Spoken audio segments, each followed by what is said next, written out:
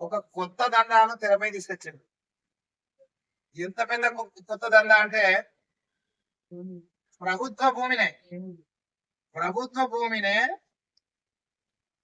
చింతకుంటలో survey number 439 లో ఒక BJP నాయకుడు ఓపెన్ గా ప్లాటింగ్ చేస్తుండు. ఎంత అన్యాయం అంటే ఓపెన్ గా ప్లాటింగ్. దీనికి సంబంధించిన ఫోటో కూడా మీకు చూస్తా ఎట్లా అమ్ముతున్నారు అనేది.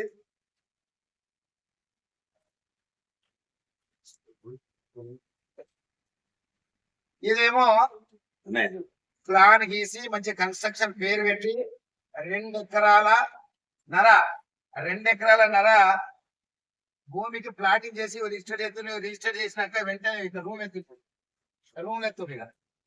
ఒక్కొక్క రూమ్ కు ₹1,00,000. ఇల్లీగల్ లేఅవుట్ గవర్నమెంట్ ల్యాండ్ లో. అలాగనే ఈ రకంగా ఇళ్లకు షెడ్ వేయాలి, నంబర్ వేయాలి, రిజిస్టర్ చేయాలి, పర్మిషన్ తీసుకోవాలి. ఇదంతా బాధ్యత కూడా టౌన్ ప్లానింగ్. వాళ్ళు ఎవరు రావద్దు, కన్స్ట్రక్షన్ అయితే ఎవరు రావద్దు, గవర్నమెంట్ సర్వే నెంబర్ అయితే అసలే పట్టించుకోవద్దు. దానికి కావలసిన సరంజామా మొత్తం కూడా ఈ రోజు టౌన్ ప్లానింగ్ అధికారులు. నేను మొన్ననే చెప్పిన బడ్జెట్ మీటింగ్ లో ఒక టౌన్ ప్లానింగ్ అధికారుల ఆదాయం మొత్తం మందిది కలిపితే కరీంనగర్ నగరపాలక సంస్థ బడ్జెట్ అంత సంపాదిస్తుంది. మొన్ననే చెప్పిన.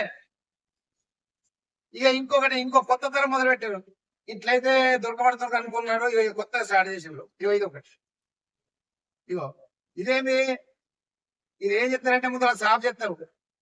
సాఫ్ చేసినాక ఫెన్సింగ్ పెడతారు. ఎవరు రాలేదు ఇక మెల్లగా ప్లాట్ చేసి కాంపౌండ్ వాళ్ళు. మరి ఎకరాల కొద్ది భూములను ఇల్లీగల్ లేఅవుట్లు చేస్తుంటే నగరపాలక సంస్థ అధికారులు ఏం చేస్తుంది? ఒక ఎకరానికి 10% ఆఫ్ ల్యాండ్ రావాలి.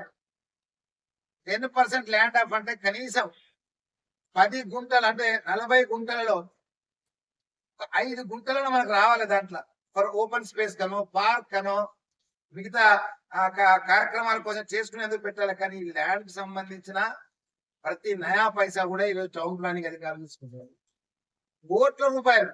ఇది ₹1, ₹2 కుంభకోణం కాదు. ఇది మీరు అలుగునూరు చూడండి. ఈడికి దాకా అన్ని ప్లాటింగ్ చేసి ఉన్నాయి. ఈడికి ఆడదాకా వాల్స్ పెట్టేసారు. ఏంటంటే అయిపోయారు. దానికి ప్రధాన కారణం ఏంటంటే అగ్రికల్చర్ ల్యాండ్లు అన్ని కూడా మున్సిపాలిటీ కలిసినాయి. Without change land use